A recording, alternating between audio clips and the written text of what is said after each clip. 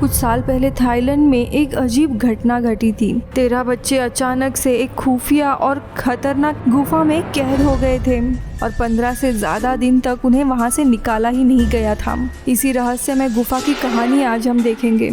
हाय, मैं हूँ अमृता। मूवी की शुरुआत होती है थाईलैंड के बैंचोंग नाम के जगह से, जहाँ पे बच्चों की एक फुटबॉल टीम प्रैक्टिस कर रही होती है और उसी में एक टीम मेंबर का बर्थडे था, जो सेलिब्रेट करने के लिए ये लोग एक केव में जाने वाले थे, जिनके साथ उनका कोच भी आने वाला था। तो वही दूसरी जगह इन बच्चों के जो पेरेंट्स होते हैं वो सबके लिए पार्टी ऑर्गेनाइज कर रहे होते हैं ताकि उस बच्चे का बर्थडे सेलिब्रेट किया जाए। वही दूसरी जगह हम देखते हैं सभी बच्चे कोच के साथ अपनी साइकिल लेकर थाम लुआंग नाम के बहुत ही बड़ी केव में पहुंच जाते हैं और एडवेंचर के चलते चलते ये लोग आगे बढ़ने लगते हैं। यहाँ पे हम देखते हैं केव के अंदर रास्ते काफी छोटे होते हैं और आगे बढ़ते बढ़ते करीब करीब ये लोग 1 किलोमीटर दूरी पर चले जाते हैं। इस जगह को चेम्बर 3 कहा जाता है और कुछ ही देर में बाहर बारिश शुरू होने लगती है। तो वही दूसरी तरफ सारे पेरेंट्स पार्टी के लिए बच्चों का इंतजार कर रहे होते हैं, लेकिन कोई भी नहीं आता। सब लोग काफी परेशान होते हैं। लेकिन तभी एक बच्चा जो केव में नहीं जा सका था वो इनको बताता है कि सारे बच्चे खेलने के लिए केव में गए थे। अब ये सुनकर पेरेंट्स काफी डर जाते हैं, क्योंकि हवामान खाते ने बताया था कि मौसम काफी खराब होने वाला है और अभी लगभग शाम हो गई थी।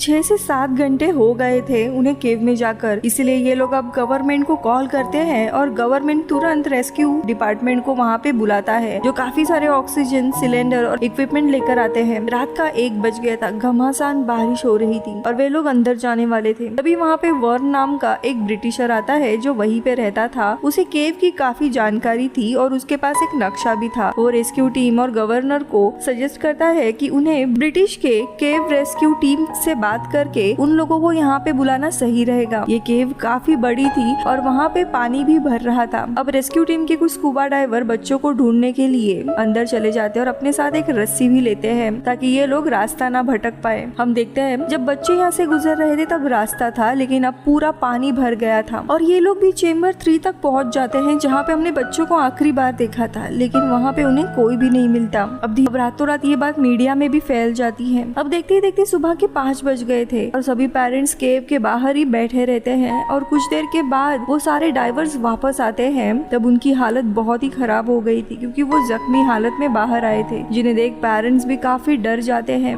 अब केव के अंदर काफी पानी था, इसीलिए वहाँ पे पंप लगाकर पानी निकालने की भी कोशिश की जाती है और सुबह तक ये न्यूज पूरे देश में फैल जाती है। काफी लोग यहाँ पे मदद के लिए आते हैं और न्यूज रिपोर्टर भी आ गए थे और सुबह मिनिस्टर आकर गवर्नमेंट को डांट लगाते हैं कि उन्होंने अभी तक बच्चों को ढूंढा नहीं है। तभी यहाँ पे थैनेत नाम का एक वाटर इंजीनियर भी आता है जो दूसरे शहर में था और वो गाँव वाले एक आदमी को बताता है कि पानी दरअसल पहाड़ी के ऊपर से आ रहा है, इसलिए उन लोगों को पहाड़ी के ऊपर जाकर जितने भी सिंक होल होते हैं उन्हें बंद करना होगा, जिससे कि केव में पानी जाना। फिर वो बुजुर्ग इंसान उसे जंगल में लेकर जाता है, जहाँ पे हम देखते हैं सिंक होल से पूरे केव भरे जा रही थी और वो उन्हें बुझाने लगते हैं और इसी तरह दूसरा दिन भी बीत जाता है और ऐसे ही एक एक करते करते 5 दिन बीत गए थे और रेस्क्यू टीम को बच्चों के बारे में कुछ भी पता नहीं था। वो 13 बच्चे केव में फंस गए थे। अब 13 बच्चे केव में फंस गए हैं, ये बात सोशल मीडिया के थ्रू बाहरी देशों में भी फैल जाती है। वही हम इंग्लैंड में रिक को देखते हैं, जिसे उसका दोस्त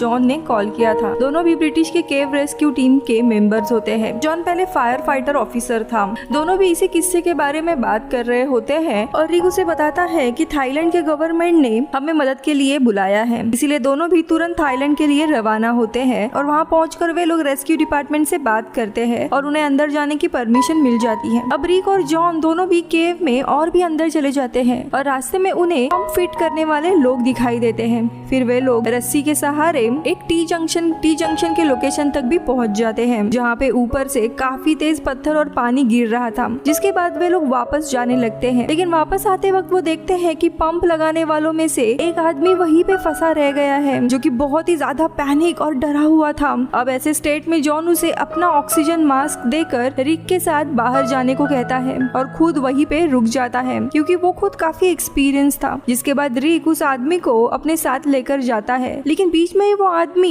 काफी डर जाता है और पैनिक होकर झटपटाने लगता है, जिसकी वजह से रिक को बाहर आने में बहुत ही ज्यादा दिक्कत होती है। लेकिन कैसे तैसे वे लोग बाहर आ ही जाते हैं। अब रिक वापस जाकर जॉन को मास्क दे देता है और फिर दोनों भी बाहर आते हैं और दोनों भी गवर्नर को बताते हैं कि 1.5 किलोमीटर अंदर केव में कोई भी नहीं था। अब पूरे 7 दिन हो जाते हैं और बच्चों का कुछ भी पता नहीं चलता। इसी बीच में वहाँ पे समन आता है जो कि एक डाइवर था और वो कैप्टन को पहले से जानता था। कैप्टन उसे बाकी टीम से मिलवाता है, लेकिन इसी दरम्यान एक पिता आकर सबको गिड़गिड़ाने लगते हैं कि कैसे भी हमारे बच्चों को बाहर निकालो, और सारे दुखी हो जाते हैं। अब यहाँ पे गवर्नर को दुनिया में हर जगह से मदद आ रही होती है और वे लोग 1600 मीटर आगे जाने का प्लान करते हैं, जिस डिस्कशन में लोकल डाइवर सजेस्ट करते हैं कि उन्हें बारिश रुकने का इंतजार करना होगा ताकि पानी कम हो। काफी आर्ग्यूमेंट के बाद ये लोग रुकने का ही फैसला करते हैं। अब गवर्नर पहाड़ी के दूसरे तरफ जाते हैं और उन्हें तानेत नाम का आदमी मिलता है जो सजेस्ट करता है पहाड़ से जो पानी आ रहा है उसका बहाव दूसरे तरफ मोड़ना चाहिए जहाँ पे खेत है, जिसके लिए उन्हें लोगों से बात करनी होगी। जिसके बाद गवर्नर गांव के लोगों से बात करके उन्हें बताते हैं कि पानी अब यहाँ पे छोड़ने वाले हैं, जिसके कारण खेत बर्बाद हो सकते हैं। अब गांव वाले बच्चों को बचाने के लिए मान जाते हैं। वही दूसरी तरफ जॉन और रिक को देखते हैं, जहाँ पे जॉन को लग रहा था कि इतने दिन अंदर कैद रहने के कारण अब बच्चों का बचना काफी मुश्किल है। तो वही दूसरी तरफ मॉन्क केव के यहाँ पे बच्चों के लिए प्रार्थना कर रहे होते हैं। अब 10वें दिन जब बारिश रुक जाती है तब गवर्नर की परमिशन से रिक और जॉन दोनों भी अंदर जाते हैं। साथ ही उन्हें एक वीडियो कैमरा भी दिया जाता है जिससे कि अगर उन्हें कुछ भी मिला तो वो रिकॉर्ड कर पाए। इस बार वो दोनों भी टी जंक्शन यानी 1600 मीटर से आगे जाते हैं। उन्होंने अपने साथ एक और रस्सी ली होती है, लेकिन ये लोग इतना आगे जाते हैं कि वो रस्सी भी लगभग खत्म हो जाती है। ये लोग दरअसल 2500 मीटर गहराइयों में चले गए थे। इन्हें वहाँ पे कुछ भी नहीं दिखाई देता और ये लोग वापस ही आने वाले होते हैं, लेकिन तभी एक छोटे से कोने से उन्हें कुछ उजाला दिखने लगता है, जो कि देखकर ये लोग हैरान होते हैं। और उस छोटे से रास्ते से अंदर जाने के बाद उन्हें फाइनली वहाँ पे बच्चे दिखाई देते हैं, जिन्हें देखकर जॉन और रिक दोनों हैरान होते हैं कि ये अभी तक जिंदा है।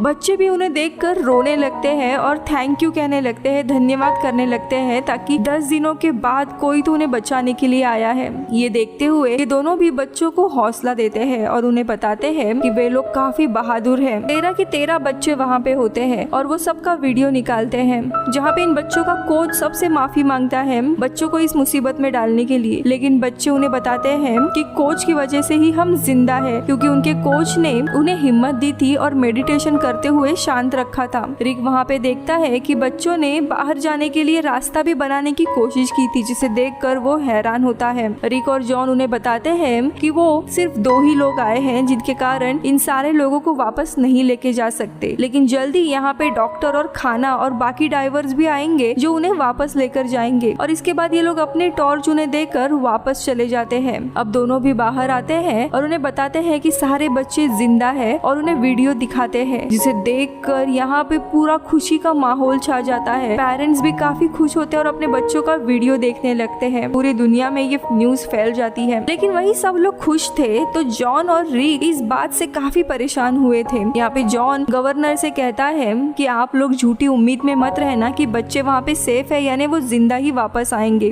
क्योंकि 2500 मीटर ये कोई कम डिस्टेंस नहीं है। उन्हें वापस लाने में बहुत ही प्रॉब्लम आएगी, क्योंकि वे लोग पानी में पैनिक हो सकते हैं। और वो बताता है कि कैसे 100 मीटर के रास्ते में वो पंप वाला आदमी फंसा था और उसे निकालने के टाइम वो इतना घबरा गया था कि लगभग मर चुका था। और ये तो बच्चे हैं जो 2500 मीटर पर है। रास्ते में ही अगर ये लोग पैनिक स्टेट में गए तो वहाँ पर क्या होगा इसके बारे में कुछ भी पता नहीं था। ये दरअसल रियलिटी चेक था। अब अगले दिन डाइवर की एक टीम अंदर चले जाते हैं और वे लोग रिक और जॉन ने रखी हुई रस्सी को ही फॉलो करते हुए बच्चों तक पहुँच जाते हैं। वहाँ पे उन्हें देखकर सभी लोग खुश होते हैं और साथ ही उन्हें खाना और टॉर्चेस दी जाती है। अब डॉक्टर भी आए हुए थे जो कि उन्हें चेक करते हैं। अब थोड़े समय के बाद ये सब लोग जो आए हुए थे उन्हें समझ आता है कि उनके पास वापस जाने के लिए ऑक्सीजन नहीं है, इसीलिए टीम में से कुछ लोग बच्चों के पास ही रुकते हैं और बचे हुए डाइवर्स वापस जाते हैं, जिसमें बाहर निकलने तक डाइवर्स की हालत काफी खराब हो चुकी होती है। यहाँ पे गवर्नर पेरेंट्स को बताते हैं कि बच्चों को खाना वगैरह प्रोवाइड किया गया है और डॉक्टर ने भी उन्हें चेक कर लिया है, जल्द से जल्द उन्हें बाहर निकालने की कोशिश करेंगे। लेकिन कुछ पेरेंट्स पेरेंट्स गवर्नर के ऊपर ही भड़क जाते हैं कि आप लोग कब से कोशिश ही कर रहे हो, उन्हें बाहर नहीं निकाल रहे हो। रिक और जॉन दूर से ये सब कुछ देखते हैं और अपने जानकार डाइवर्स को यहाँ पे बुलाने की बात वो करते हैं, जिनमें डॉक्टर हैरी भी शामिल होते हैं। अब 14वें दिन तक जेसन, क्रिस और डॉक्टर हैरी ऐसे 3 लोग इन दोनों के बुलाने पर वहाँ पे आते हैं और जेसन और क्रिस केव में बच्चों के पास जाते हैं और उन्हें सामान देते हैं। क्रिस को उनकी हालत देखकर बहुत ही डर जाता है और साथ ही उन बच्चों को उनके पेरेंट्स ने लिखे हुए लेटर्स भी देते हैं और बच्चों को भी उनका लेटर पेपर पे लिखने के लिए कहते हैं। अब पेरेंट्स से दिए हुए लेटर्स को वो कोच पढ़ता है, जो कि काफी इमोशनल होता है क्योंकि उसे लग रहा था कि पेरेंट्स उसे ही ब्लेम करेंगे क्योंकि इन सब में वो बड़ा था, लेकिन उल्टा पेरेंट्स उसे ही धन्यवाद कर रहे थे क्योंकि उसी ने बच्चों का ख्याल रखा था। अब यहाँ पे डॉक्टर हैरी भी आ जाते हैं, लेकिन डॉक्टर हैरी को बाकियों जितना एक्सपीरियंस नहीं था डाइविंग में और हैरी एनेस्थेसिया एक्सपर्ट होता है, यानी बड़े ऑपरेशन के पहले हैरी जैसे डॉक्टर पेशेंट को एक इंजेक्शन देते हैं जिसके कारण पेशेंट कोई भी पेन फील नहीं करता क्योंकि पेशेंट अपने सेंसेस में नहीं होता उस समय। यहाँ पे रिक का सीक्रेट प्लान ये होता है कि इन सारे बच्चों को एनेस्थेसिया दिया जाए और इसी तरह बच्चों को बेहोश करके पानी से बाहर निकाला जाए क्योंकि इससे बच्चे कम से कम ऑक्सीजन यूज करेंगे और वो पैनिक भी नहीं होंगे। लेकिन ये सुनकर हैरी बिल्कुल भी मना कर देता है क्योंकि इसमें बच्चों की जान भी जा सकती थी और अगर उन्हें बीच में ही होश आया तो वो काफी घबरा जाएंगे और शॉक के मारे मर भी सकते थे।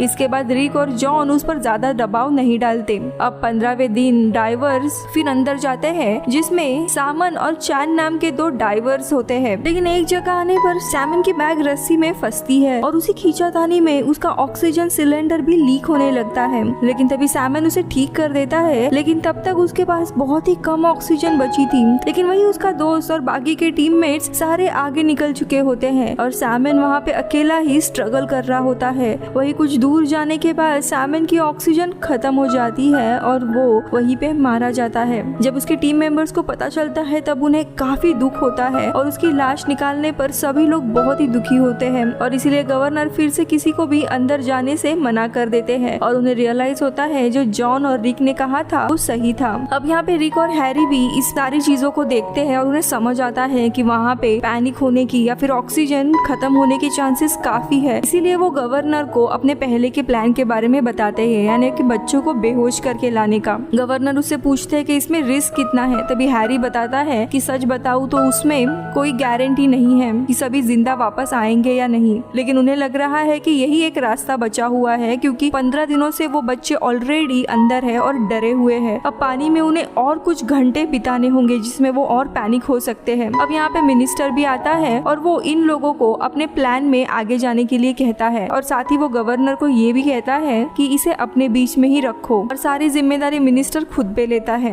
अब 16वां दिन था और दुनिया भर के लोग और रिपोर्टर्स थे, उन्हें वहाँ से हटाया जाता है। अब यहाँ पे एक पेरेंट जॉन और रिक को मॉन्क ने ब्लेस किया हुआ एक धागा देते हैं उनकी सुरक्षा के लिए। रिक इन सारी चीजों को नहीं मानता था, लेकिन फिर भी वो धागा रख लेता है। अब यहाँ पे हैरी सभी को इंजेक्शन लगाने की प्रोसीजर समझा रहा था, जिसमें वो लोग बच्चों को केटामिन केमिकल देंगे और साथ ही केव के बाहर मेडिकल टीम भी तैयार कर दी रहती है। वो लोग केव में जाते हैं जहाँ रिक जरा पीछे रुकता है और आगे क्रिस, जॉन, हैरी और जेसन जाते हैं। बच्चों के पास पहुँचने पर वो चैंग को बताते हैं कि वो एक बार में सिर्फ 4 बच्चों को ही बाहर लेके जाएंगे। अब जिसके बाद ये लोग सबसे पहले चाय को तैयार करते हैं, लेकिन वो छोटा होता है इसीलिए उसे मास्क फिट नहीं होता और उसे रुकना पड़ता है। उसी जगह दूसरे बच्चे को तैयार करते हैं और हैरी उसे बातों बातों में इंजेक्शन लगा देता है जिससे वो बच्चा बेहोश हो जाता है। इसके बाद वो बच्चे के हाथ पैर बांधकर उसे मास्क पहनाते हैं और जेसन उसे अपने साथ लेकर आगे बढ़ता है। इसके बाद दूसरे बच्चे को उसी तरह तैयार किया जाता है। यहाँ पे जेसन को काफी मुश्किल होती है उस बच्चे को लेकर जाने में और किसी तरह बच्चे को लेकर वो रिक तक पहुँच जाता है।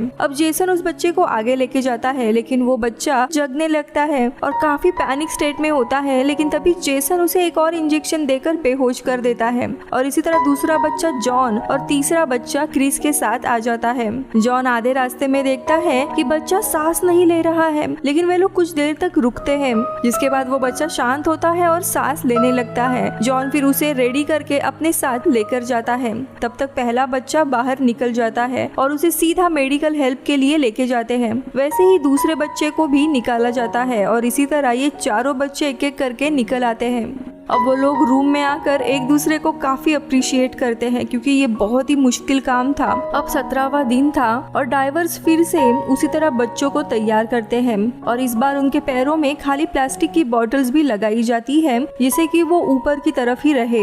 इसी तरह कुछ बच्चों को बाहर लाया जाता है। रात के समय में बहुत बारिश होने लगती है। वही 18वें दिन देखते हैं केव के स्टार्टिंग में बहुत पानी होता है और आसपास के जो खेत थे वो भी पानी में डूबे हुए थे। डाइवर्स की टीम वापस से अपनी तैयारी शुरू करती है और थोड़े समय के बाद बच्चों तक पहुंच जाते हैं और आज वो किसी भी हालत में सबको बाहर निकालने वाले थे। चाय के लिए लाया हुआ मास्क अभी भी फिट नहीं हो रहा था लेकिन जेसन उसे ठीक कर देता है और वे लोग बच्चों को लेकर निकलते हैं। सबसे आगे जॉन, उसके बाद क्रिस, जिसके बाद रिक और बाकी डाइवर्स को कुछ देर में आने के लिए कहा जाता है। यहाँ पे बीच में क्रिस अपने हाथ की रस्सी खो देता है और काफी ढूंढने के बाद उसे इलेक्ट्रिक केबल मिलती है जिसे वो पकड़ते हुए एक जगह पे पहुंच जाता है। क्रिस यहाँ पे काफी डरा हुआ था। वो पानी से ऊपर आकर बच्चे को चेक करता है और वहीं पे बैठ जाता है किसी का आने का इंतजार करते हुए। अब जेसन और जॉन अपने अपने बच्चों को लेकर बाहर आते हैं। तभी पीछे से आ रहे रिक को क्रिस मिल जाता है। वो उसे काफी तसल्ली देता है और कहता है कि मैं जल्दी बाहर जाकर हैरी को भेजूंगा और इसी तरह रिक भी अपने साथ लाए हुए बच्चे को बाहर लाता है। क्रिस जो कि डरा हुआ था उसके पास हैरी आता है और वो बच्चे को चेक करके उसे अपने साथ लेकर जाने लगता है और तब हैरी, वो बच्चा और क्रिस तीनों भी थोड़े समय बाद बाहर आते हैं। अब आखिर में डाइवर्स की ही टीम बची थी जिन्हें तेज बहाव में पत्थरों का सामना करना पड़ता है जिसमें वो काफी जख्मी भी होते हैं लेकिन किसी न किसी तरह वो बाहर आ जाते हैं और इसी तरह ये लोग सारे बच्चों को बाहर लेके आते हैं और डाइवर्स भी बच जाते हैं और हर जगह पे खुशी का माहौल फैल जाता है और सब लोग आकर डाइवर्स को शुक्रिया करने लगते हैं। अब सभी डाइवर्स रूम में आकर अपना अपना सेलिब्रेट कर रहे होते हैं। तभी क्रिस आता है जो केव के अंदर अटक गया था और सॉरी बोलते हुए वो रोने लगता है लेकिन सब उसे दिलासा देते हैं और कहते हैं कि उसने अपना काम काफी अच्छे से किया है और अभी सब कुछ ठीक है। यहाँ पे हैरी के पिता गुजर गए थे लेकिन वो यहाँ पे बच्चों को बचाने के लिए आया था।